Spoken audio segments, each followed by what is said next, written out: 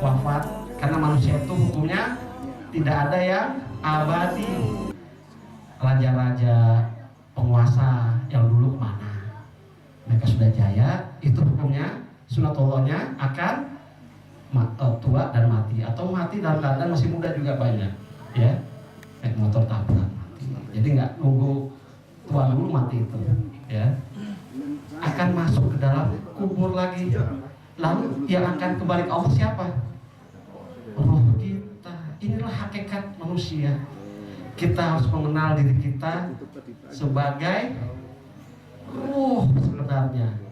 Jadi kalau ada manusia yang hidupnya mementingkan fisik saja, penampilan fisik saja, ruhnya nggak pernah diurusin, maka dia tidak ada bedanya dengan kambing. Nih saya ulangi lagi Bu Pak. Ada segumpal daging yang apabila daging itu baik, maka akan baik semuanya jasad itu. Wa idza fasadat, dan apabila daging itu rusak, fasadal jasadu, maka jasadnya pun akan rusak. Kulluhu, semuanya. Apa itu yang dimaksud dengan butuh? Ala wahyal kolbu, ketahuilah dia itu adalah kolbu, mana hati sanubari kita. Jadi disinilah letak mengapa orang yang sudah banyak duitnya, tinggi jabatannya, masih terjerumus. Ada orang yang hidupnya pas-pasan bahkan kurang, tapi dia tetap tersenyum, tetap bahagia, tetap ibadah, sholatnya nggak terlambat, pas azan masuk ke masjid, ya, pas malam tahajud, dan selalu baik dengan tetangga. Ini masalahnya di duit apa bukan? Kata orang si duit bisa bayar semuanya, bisa jadi orang baik dengan duit. Ayo saya bayar, senyum. Ilahilallah tuh bentengku. Kalau kita membentengi dengan la ilaha illallah, ini setan gak akan masuk bisikin Allah, Allah, biar aja tetangga beli motor, Allah, asik aja kita. Tuh tetangga baru aja ngejual sawah buat pergi haji. Kapan kamu haji? Allah, Allah, asik aja kita zikir, ngapain? Nah inilah kenapa kita selalu mendawamkan zikir, karena godaan itu selama kita masih bisa ngeliat, dengar, akan datang itu, ya, bisikin. Ini penyakit kolbu yang urusin. Tasawuf tarekat itu bukan ngurusin isi dompet ibu bapak, ya, makanan siap apa enggak di meja, bukan urusan tarekat itu. Tarekat lebih pada inti masalahnya. Mengapa bapak makan? Karena ingin kenyang. Enggak begitu. Bapak makan karena ibadah, itu tarekat. Sehingga kalau bapak nggak makan pun ibadah. Kita nggak makan karena ingin makan, akhirnya kita nyolong uang orang, ya. Kalau orang tarekat makan nggak makan itu ibadah. Tidak makannya karena Allah, makannya karena Allah. Nggak punya motor maupun nggak punya motor itu ibadah. Karena kalbunya itu selalu mengatakan, ya Allah, semua Allah. Hidup kita Allah, kita pun lahir karena Allah, mati pun karena Allah. Itu dia urusan kita, mengenal diri, mengenal kalbu kita. Mengenal kalbu kita akan sampai kepada bagaimana Allah berada dalam kalbu kita. Kalau Allah sudah berada dalam kalbu kita, urusan menjadi selesai dengan sendirinya, karena kita nggak stres, nggak iri, nggak dengki. Ya, itu aja dulu pengantarnya. Yang mau nanya silakan nanya Bu, Pak. Sampai di sini dulu nih urusan kita. Kalau kepanjangan nanti kayak kuliah, dosen, itu urusannya. Kalau ini kan acaranya kursus. Kursus itu ada yang dipraktekkan Bu. Kursus masak ada praktek masak. Kursus jahit ada yang Baik. Kalau khusus tasawuf apa Bu, Pak? Zikir. Zikirnya itulah praktek tasawuf. Yang dizikirkan di sebelah mana? Ini dompet? Hah? Enggak, sini. Enggak di sini ya. Ini liver di kolbu kita, di bawah dada. Ini cari sini. Jantung kita ini. Jantung namanya kalau bahasa Arab jantung fisik kolbu. Kata Imam Al-Ghazali, jantung rohani ya jantung juga. Lalu Ustaz, kalau gitu jantung rohani itu di mana letaknya? Jantung rohani itu nempel dengan jantung fisik. Kata Imam Al-Ghazali di kitab Ihya Ulumuddin dikatakan jantung rohani itu bentuk halus yang tidak terlihat dari jantung fisiknya. Kalau jantungnya berdetak, barangin Pak, Bu, oh, cukup kita yang dengar. Ini enak paman, enak deh. Hidup tenang, ya Pak, jalanin. Tapi juga jangan, ya udahlah nggak usah ngapain masjid aja. Enggak, nanti Allah gerakan kita untuk cari makan supaya menjaga. Jangan sampai kayak binatang, makan nggak pakai izin, minum nggak pakai izin. Ya, kita manusia mau makan minta, kalau orang lain yang punya minta izin. Ini barang orang, jatuh dompetnya, cari orangnya. Kalau isinya ini kolbunya, ya hawa untuk menguasain, ini akan kita ambil. Nah ini yang jaga adalah kolbu. Next step. Baik. Masalahnya diri kita itu tidak hanya adanya basyar, tidak hanya adanya ruh dan kolbu, tapi ada namanya hawa di sini. Hawa itu keinginan, kesukaan.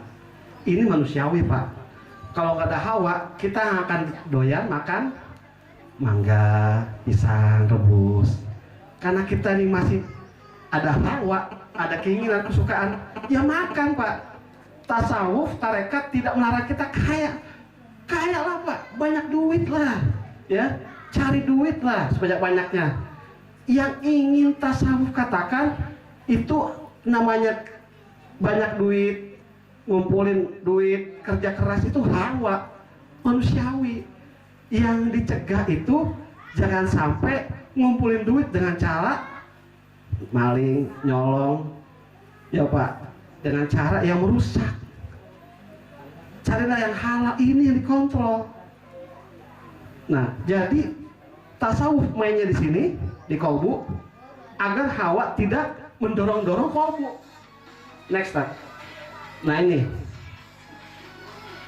kalau kolbu ini nggak diurusin Bapak, zikirnya nggak kenceng, yang dizikirin dengan Allah, tapi duit, gue mau tidur duit, besok gimana anak sekolahnya duit, besok gimana nih bayar ini bayar itu, duit lah yang akan menjadi dorongan ibu bapak.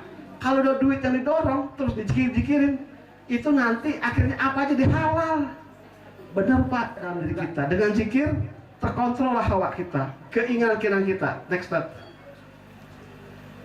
Terus ya, nah ini semua bangsa suku mengenal kolbu manah. Jadi manah itu bukan hanya dikenal di Jawa, di Sunda, tapi juga semua bangsa tahu akan adanya kolbu. Terus start. Nah di Barat juga begitu. Nah ini kita berharap. Terus next. Ya. Nah ini Bapak Ibu sekalian, dengan zikir kita akan tersambung pada Allah Subhanahu wa taala.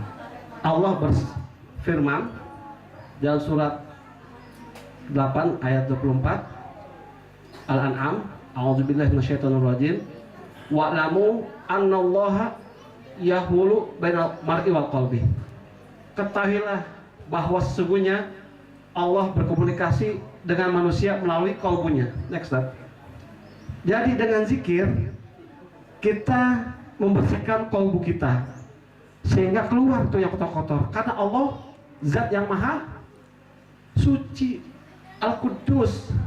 Bagaimana Allah akan mau berkomunikasi dengan kita melalui kalbu kita kalau kalbu kita kotor, ya Bu, Pak? Kalau kalbu kita kotor, merasa pintar sendiri, Ustadz nih, dan kemudian merasa saya paling hebat, itu membuat bintang satu muncul lagi sifat hasad, satu lagi tutuplah kalbu kita, Allah tidak bisa berkomunikasi sama kita, Pak, Bu. Apa sih, Pak Ustadz, kalau gitu apa sih ininya pengaruhnya buat hidup kita, Bu? Banyak nih ikhwan, akhwat kita, ketika dia mau pergi, kayaknya nggak kesana deh, sini aja, selamat dia, ada kecelakaan. Itu sering terjadi, Bu. Digerakkan kalbunya karena Allah memberikan ilham. Kita yang pusing, aduh nih besok nih tagihan utang nih, ya kemarin orang tuh utang nyari terus, nih besok dia mau datang bawa lagi dan kolektor, kita udah keringetan hari ini, gimana? Zikir Allah kemudian memberikan ilham, itu berkomunikasi. Nih, oh iya, ada saudara saya baru dapat itu panen sawahnya tuh, punya duit, saya kesana deh, Pak, pinjam duit dong. Oh gak usah pinjam, saya syukuran dikasih. Yang menghilangkan siapa? Sehingga ketika kita lagi punya masalah, tiba-tiba ada jalan. Itulah komunikasi Allah. Allah memberikan ilham kepada kita. Karena apa? Kalbu kita bersih. Catat nih Pak, Quran Al-An'am ayat 24. Wa'lamu, dan ketahuilah olehmu, anallaha, sungguhnya Allah itu yahulu. Yahulu itu hala yahulu dalam bahasa Arab, berputar-putar, tapi itu berinteraksi, ya, bisa diterjemahkan dengan berinteraksi. Bainal qalbi wal mar'i, di antara kalbu dan manusia, itu di kalbunya. Ya, sudah ajar, demikian. Semoga ini manfaat. Silakan, monggo Ustadz yang di sini untuk azan. Ya. Assalamualaikum warahmatullahi wabarakatuh. Ya. Mungkin ada satu pertanyaan dari saya. Tadi Ustadz menjelaskan bahwa ketika kalau kita bisa dengan kita sendiri, maka Allah itu akan berada di dalam kita. Mungkin bisa lebih diperjelas lagi maksud dari Allah ada di dalam kita itu, apa memang Allah itu ada di dalam kita, ataukah Allah itu memang dekat sekali dengan kita, atau bagaimana? Mungkin bisa masih bisa diperinci lah. Ya, siap. Pertanyaannya bagus. Ya Bu ya. Jawabannya juga nanti akan lumayan panjang. Kita tutup dulu dengan sholat berjamaah. Kita break dulu. Ini nanti ini jawabannya bagus nih Bu. Karena pertanyaan juga lebih bagus lagi pada jawabannya. Pertanyaan lebih bagus dari jawabannya. Nanti kita akan dengar setelah sholat zuhur. Ini sholat zuhur pertama dengan zikir kita yang pertama. Nah, nanti dipraktekin. Makanya nih sholat zuhurnya agak panjang nih, ya. Kita akan sama-sama zikir zahar 165 kali. Kita akan sama-sama zikir khofi. Nah, ini praktek kita yang pertama kali. Jadi betul-betul siapkan diri kita. Yang belum wudhu silakan. Monggo Ustaz. Iya, Bapak, sama ke menurut daya wudhu, pakai sholat zuhur sarang-sarang berjamaah. Wonten mriki menawi napa di mengke dikuncikan rumiyin langsung sasampunipun salat mengke istirahat rumiyin, istirahat siang, pun sampun siang.